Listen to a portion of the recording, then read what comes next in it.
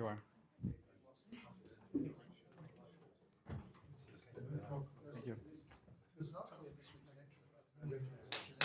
Okay, hello, and welcome to our PhD talks. We'll be talking this afternoon, and then tomorrow we've got a few more talks, which will take place in seminar room 1 in the University.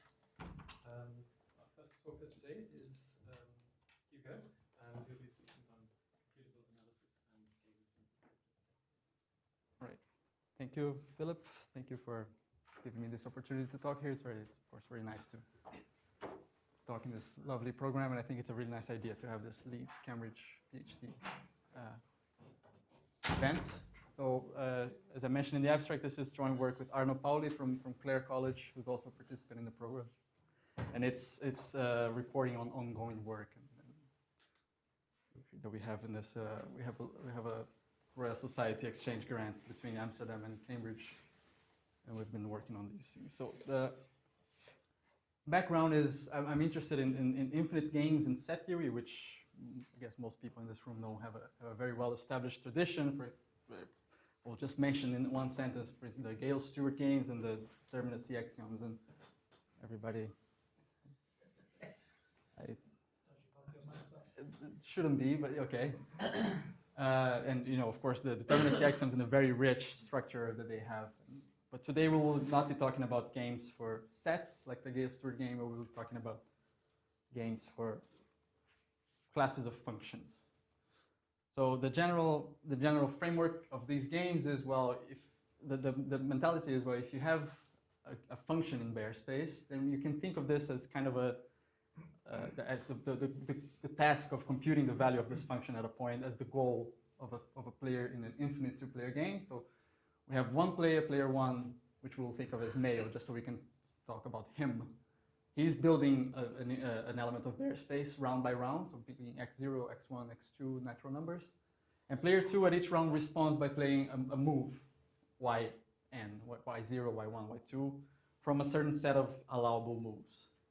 And then, of course, in the long run, then player 1 builds an element of Baire space x, and player 2 builds an infinite sequence of moves. And then there's a rule which says which of these infinite sequences of moves are acceptable and which are not. And player 2 will lose if she plays something unacceptable.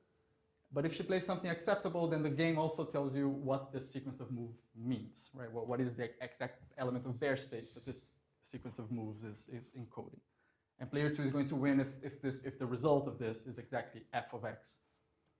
And so then when we say that a game characterizes a class of functions, we mean if we have this theorem that a function is in a class that we started with, if and only if player 2 has a winning strategy in this game. We will see some examples in just a couple of slides, but first let me mention which classes of functions we're going to be focusing on today. So because we have if you have a notion of complexity of sets, then this also induces a notion of complexity of functions. So for example, with the Borel hierarchy, which measures, in a way, the complexity of sets in a topological space, in some topological spaces, we can look at a function and say how complex it is by looking at what it does to the Borel hierarchy. And of course, as usual, the chief notion is what it does on the pre-images, right? What it does on the direct images is not so interesting. So the continuous functions are simple because they don't change any level of the Borel hierarchy on the pre-images, but the Baire class 1 functions, which are the pointwise limits of continuous functions, they change the Borel hierarchy a little bit, and so on. And then you can stratify some functions like that. So just to have some notation, we can, given alpha and beta, we can think of the class of functions which the pre-image of a sigma alpha set is a sigma beta set. Can you just show the previous slide again for the definition? Yeah, this one. Yeah.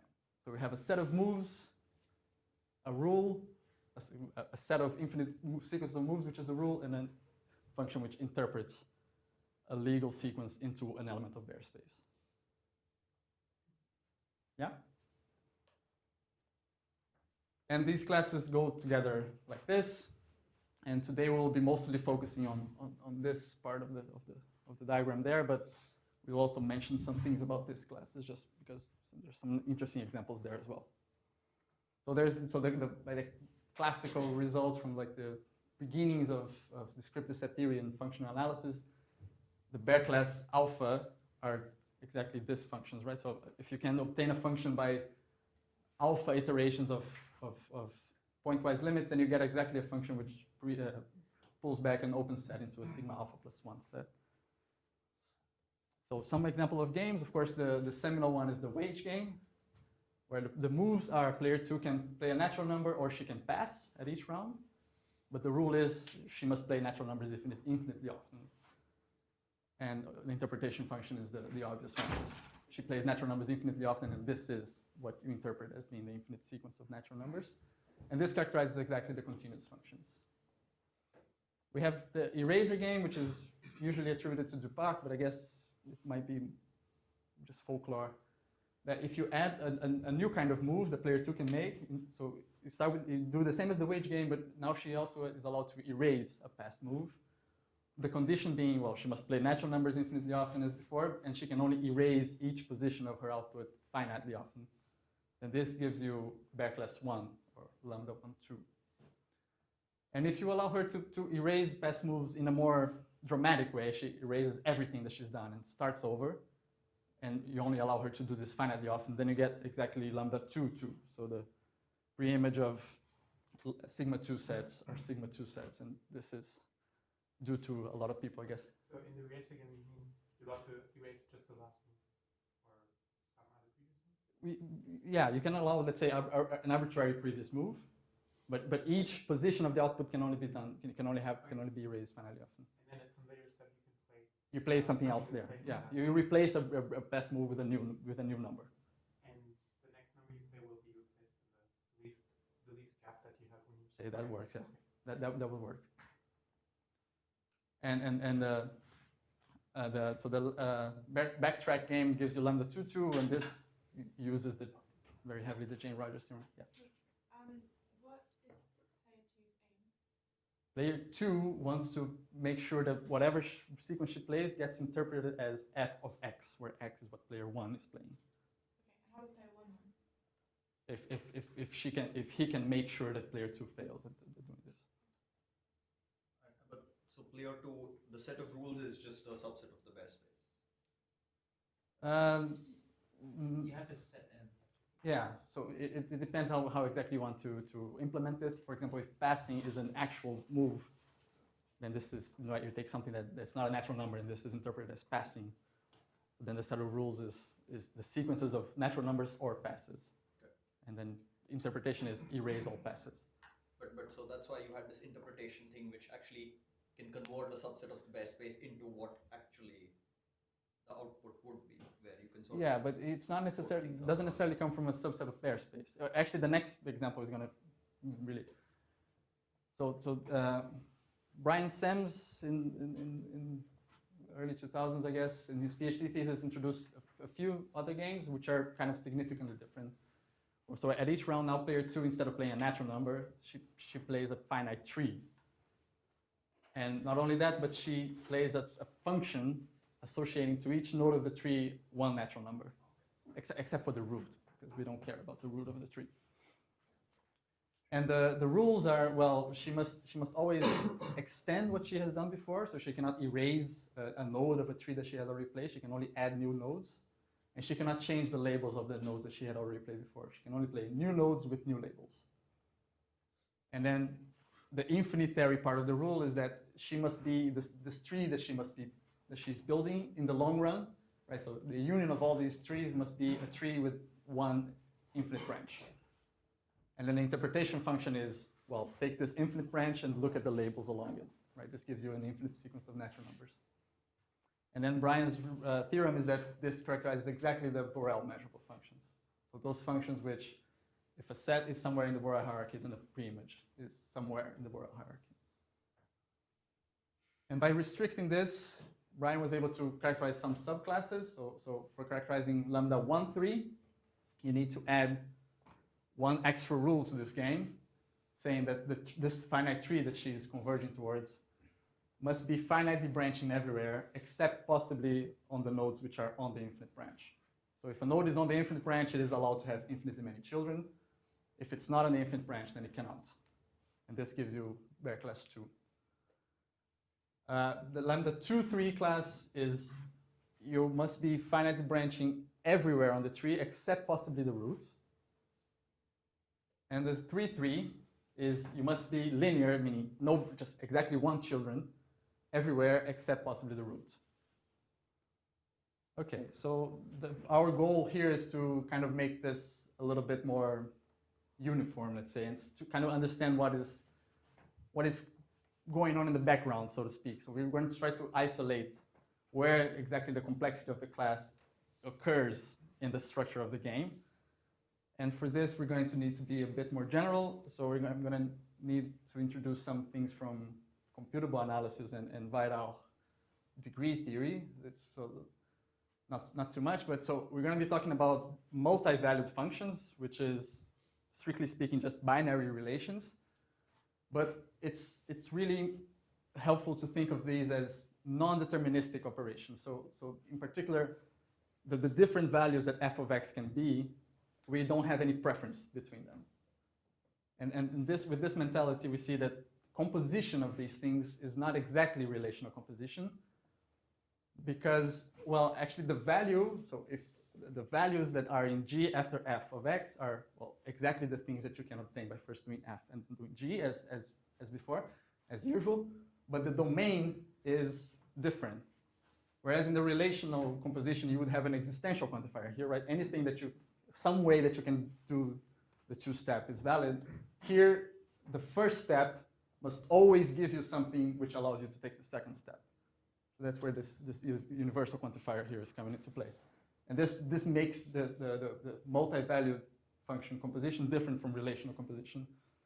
And with this mentality of no preference over different values, we also see that the kind of correct notion of extension of function is this thing called tightening. So f tightens G if, well, the domain is larger, as expected. And anything that you can do with G, anything that is a valid input for G, so it's also valid for F, any possible outcome for F was also possible for G, right? So maybe you don't get all possible things that you could get from G, but you get some. And because we don't care about the different values, this is enough. So in particular, if you want to know G, it is enough to know F, if F tightens G. And this will play a role in the rest of the talk. This is the chief notion of being good enough.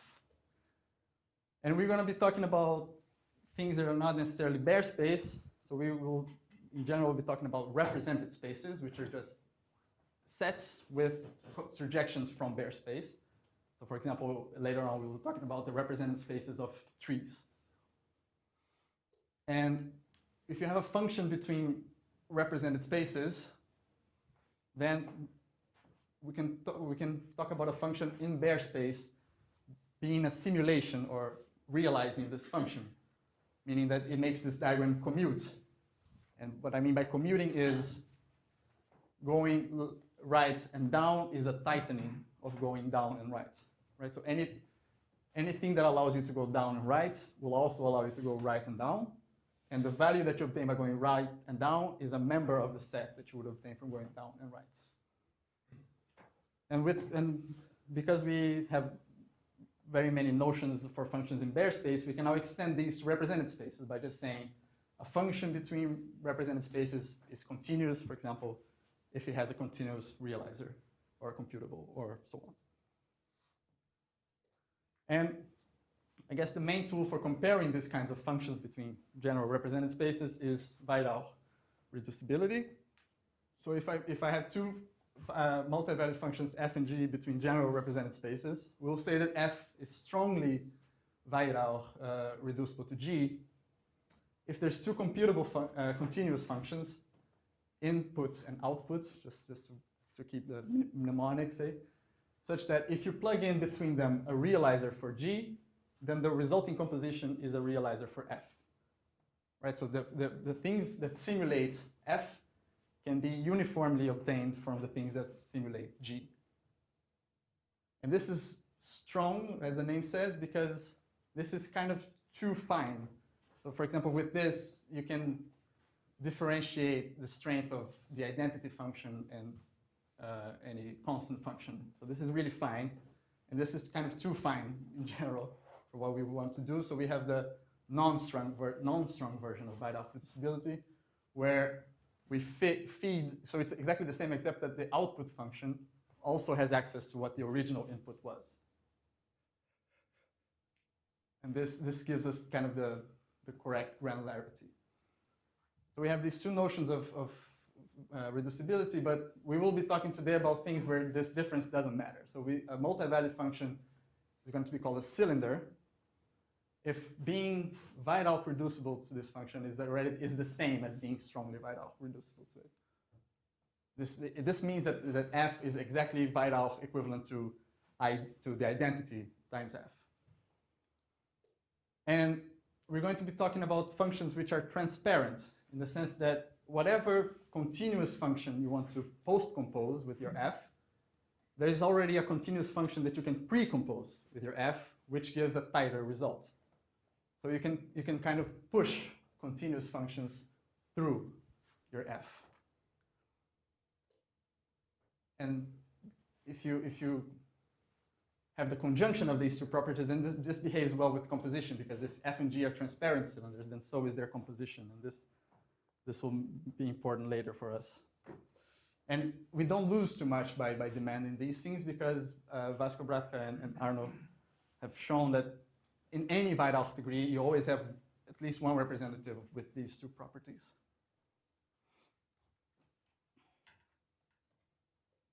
Okay, and so transparent cylinders will be important for us because they will be the main thing that captures the complexity of a game. But we will also need something kind of playing the role of an interpretation function. These are called probes. So a probe for a represented space Y is just a continuous function or partial continuous function from Y into Baire space, which has a certain universality property. So any other function that is continuous from Y to Baire space can be obtained by you first transform your space Y continuously, and then you apply your probe, and you get a tighter result. Okay, and then with these two ingredients, we have our pi t Wadge game.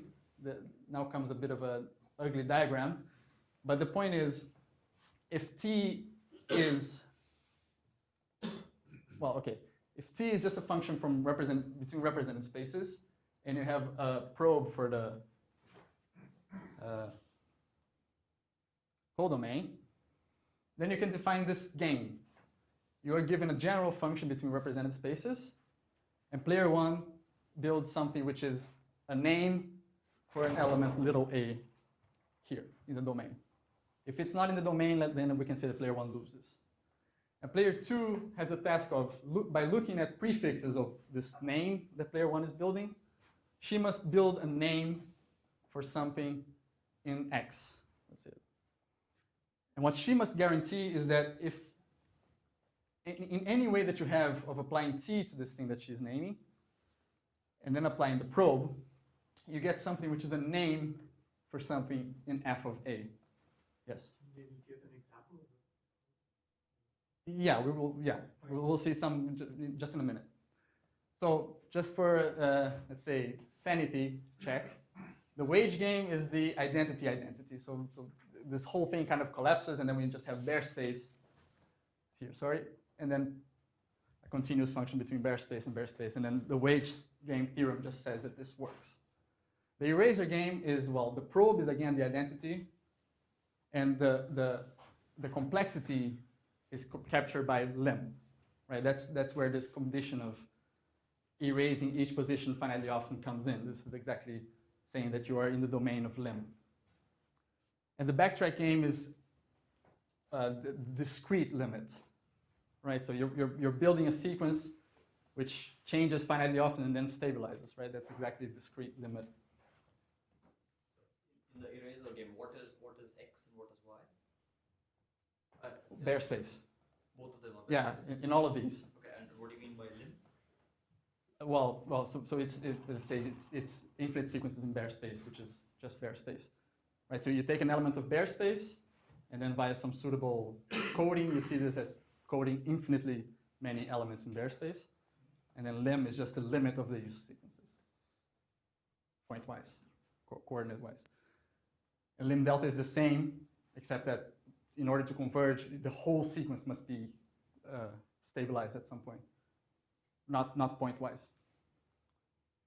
Okay, so for these three simpler games, we can see them in this framework. And the problem is, well, how are we going to see Brian's Semmes' theorem games in this framework? But and that's the second part of the talk. But first, the main theorem that we have in this general setting is, well, if the T that you started with was a transparent cylinder, then for any probe pi, the being reducible to T is exactly the same as player 2 having a winning strategy in this general game.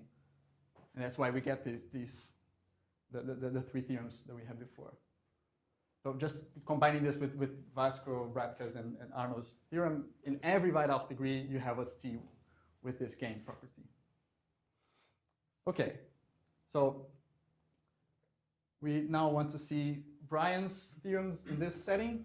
So we're going to need first to observe that there's a certain notion of equivalence going on in the background of the trees, because if you imagine a run of the tree game in which player 1 builds some X and player 2 is building this labeled tree on the left.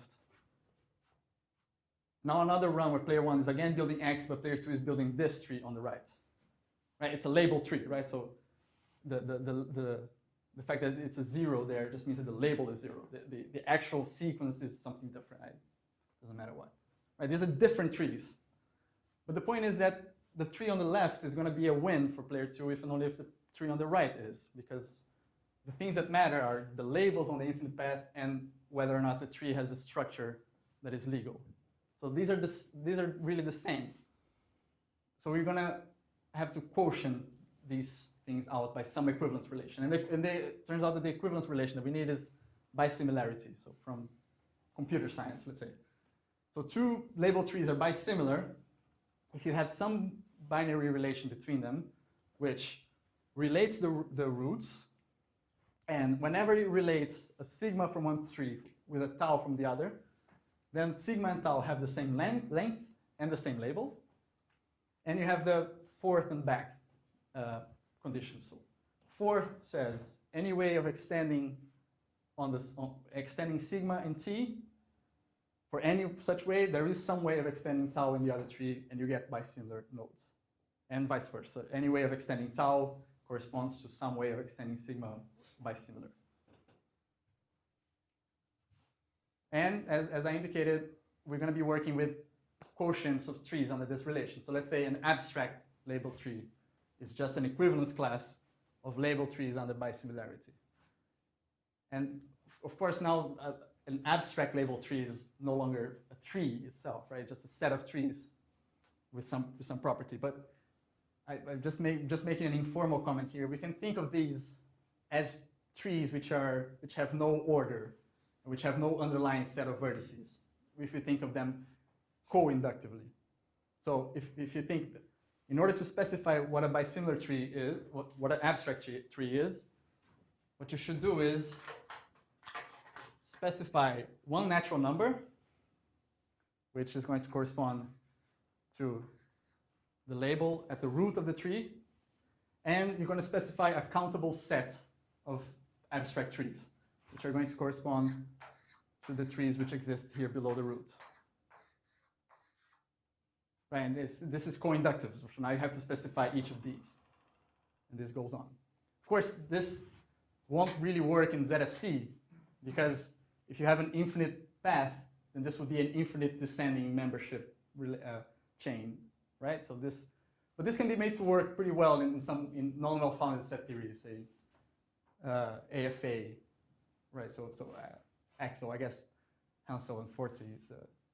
So where you take away the axial foundation and you add a corresponding nice notion of which non-well-founded sets are allowed. And this works pretty well, but I won't get into it. But I think it is helpful to have this picture in mind, that an abstract tree, although it is just an equivalence class of trees, can itself be seen as a tree. Okay, and then we need to code these things, right, in order to get a represented space. I won't bore you with the details of how to actually say what a code, so what an an element of Baire space, how it codes trees. The only thing that really matters is that what turns out to happen is that, so we have an abstract tree, which is a set of of actual label trees. And it turns out that each label tree corresponds to a different name for this abstract tree. And we're going to be talking about properties of trees, which we have for actual trees. So we need to extend these to abstract trees. So we need to say what it means for an abstract tree to be finitely branching or whatever, or finitely branching outside of the root and so on. And we can do this just by saying an abstract tree has a property if one of its representatives does. Now this doesn't really work so well intuitively, right? Because let's say this tree, whatever labels, just 0, let's say, this is bisimilar to this tree. There's zeros everywhere. Right? This is a finitely branching tree, this is not. But they are bisimilar. So in the equivalence class, the corresponding abstract tree is finitely branching, even though some representatives are not. But this doesn't break much.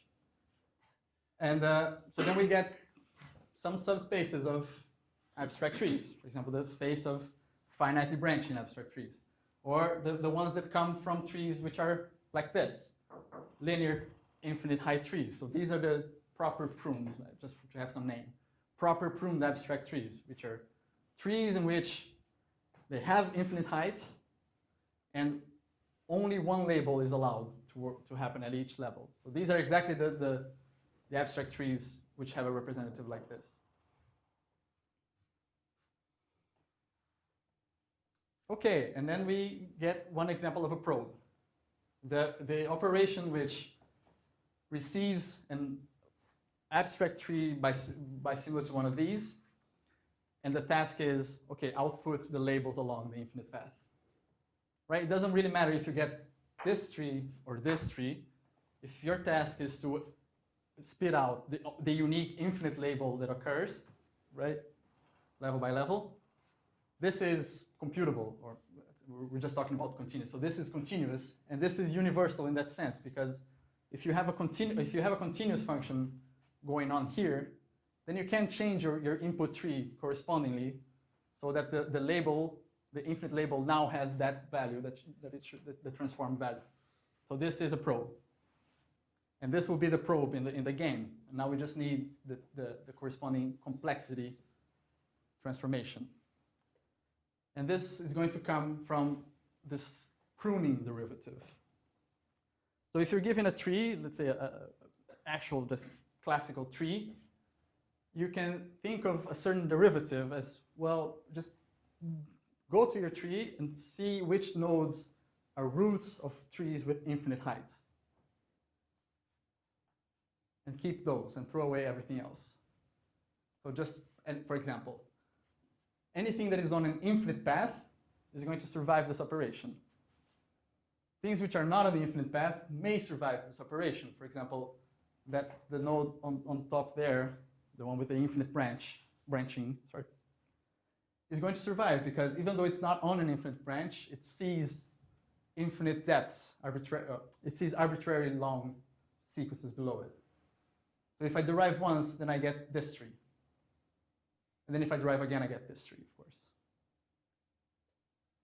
And so this works on trees, but it's not hard to see that if you start with 2 bisimilar trees and you do this operation, then you get again bisimilar trees. So this is also an operation on these abstract trees. And the main thing going on here is, well, this is a transparent cylinder. So this is going to work well for our game. And this has the exact Wadge complexity of 2 limbs.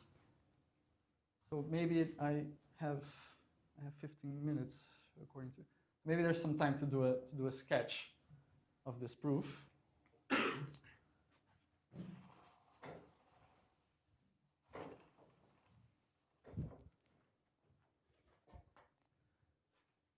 So the complexity,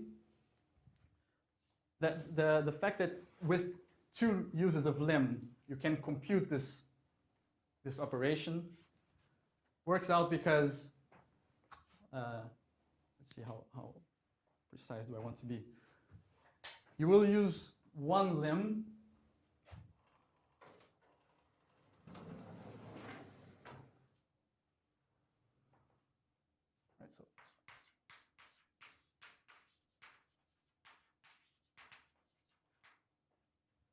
you will use 1 lim to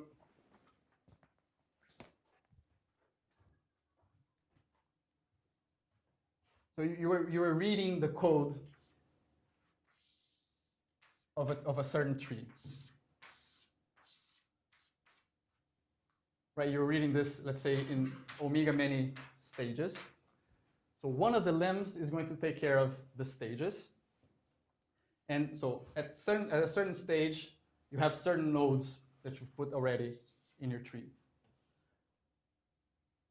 And you're going to take care to see at this stage which ones already see a certain depth below them or a certain height above them. And you're going to just, it's tedious to see how to actually encode this using the continuous function in that you're going to do. But the point is that you can do this in such a way that you have control over at stage n of the tree. These nodes already see depth m below them. And then the 2 limits that you're going to do afterwards, because you've encoded things in the correct way, one of the limbs is going to take care of going through all the stages, and the other limb is going to take care of going through all the heights.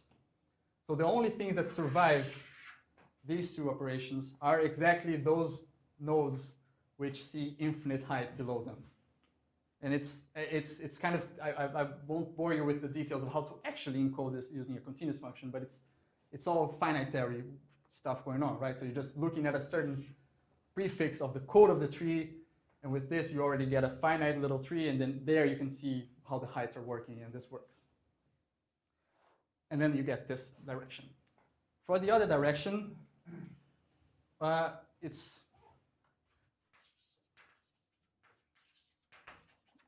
you should think about that this condition you can express, right? So this is right. So we're trying to find these values for these values. So this has this certain shape like this. So this happens if and only if there is a certain point in the sequence such that at all later points there is again some point of the sequence such that for all later points, and then something happens. I guess maybe the order is right. So it's something like this. And the idea is, I really don't have time to give you many details, but you can put these things in a tree in a way that playing a certain node at height n here, you are going to encode a guess for k, and you're going to encode a guess for n0. You're saying the value is going to be 17, and the corresponding n0 is 105, and you're only going to, and all descendants of this guy are going to help you verify that guess or not by providing the corresponding n1, where the difference in heights here is exactly n0. So you play a node here. This node is at distance n from the root, so it must make a guess for what k is. It must make this guess and the corresponding existential quantifier here. Now, you're only going to,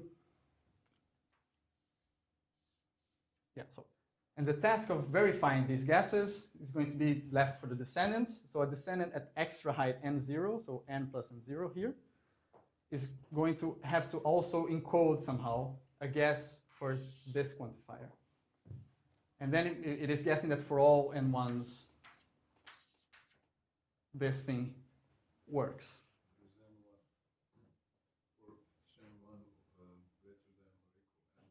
Oh, yeah, sorry, yes. Right? So the point is that you can make it so that you're only allowed to place something here if both of these guesses are correct. So this guess and this guess are correct for these two values. And then what happens is, if you do this in the right way, the nodes which are wrong, the nodes which make wrong guesses, only have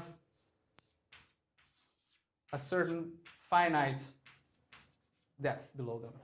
And then they die when you do one derivative. And the things that survive are exactly the ones which have the right guess. So using one derivative, you compute two limits. Okay, and that's that for the complexity. And for the fact that it's a cylinder is not super interesting, but the fact that it's transparent is also, at least I consider, kind of interesting, right? So the point is, so could you remind us what yeah. transparent means? So you have this you have this space, and you have this operation.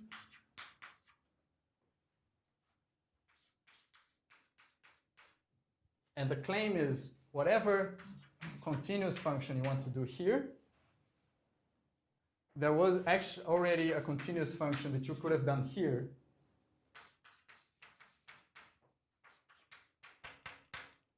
Such that if you do that first and then you derive, then you get something this way which tightens what you would have done this way. And the thing here is that f is continuous, meaning it has a continuous realizer, right? So a function in actual Baire space, which works on the names of these things and simulates this. And this is continuous. So by the Wadge theorem, this has this finitary dependence thing, right? So we know that we're trying to guess what the eventual output is going to be. And because this guy is continuous, we know that we're going to put a certain sequence there with a certain set of labels, sequence of labels, if in the input one of countably many finite little trees occurs. Right? These are the things which trigger your f to put this thing in the output tree.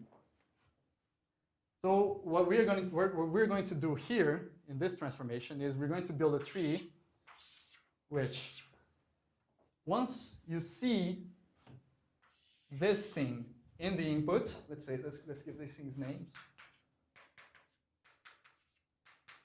Right, so recall, these are the finite pieces of the input tree which cause your capital F to put this tree in the output. So once we see one of these, we're going to add this to our tree. But we're going to do an association. I'm putting this thing here because of this. Right, so this is going to be encoded. This information is going to be encoded by this node here somehow.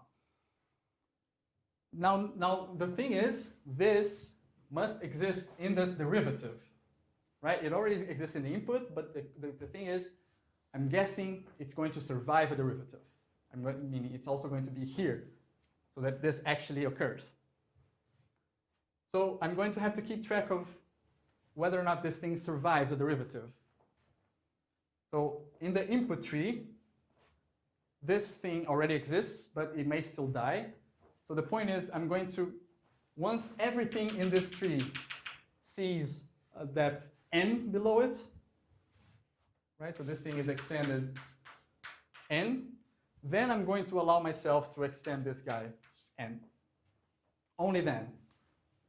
So if at some point these one node here fails to be extended to depth n below it, I'm also going to stop this. So if this thing survives the derivative, then I'm going to, I mean, I'm throwing some details under the bus here, but under the carpet here, but then this thing is also going to survive. And then you can do this in a way that works. But here is where the whole bisimilarity thing comes into play. Because this thing is attached to this witness. But it may be the case that another witness also survives, also exists and survives. And then we're going to get another node here. But we can do this in such a way that I know that if this happens, then whatever happens below here is actually bisimilar to what happens here. And this is where the whole bisimilarity mechanism comes into play, because we can kind of relax.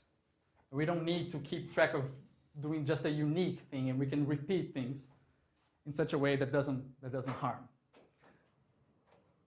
And you just argue that this works out.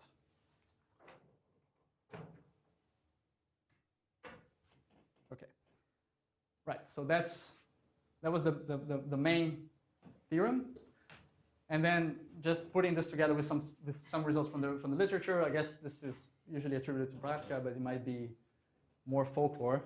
Is that, well, the nth composition of the limit operation is Weierach complete for Baire class n.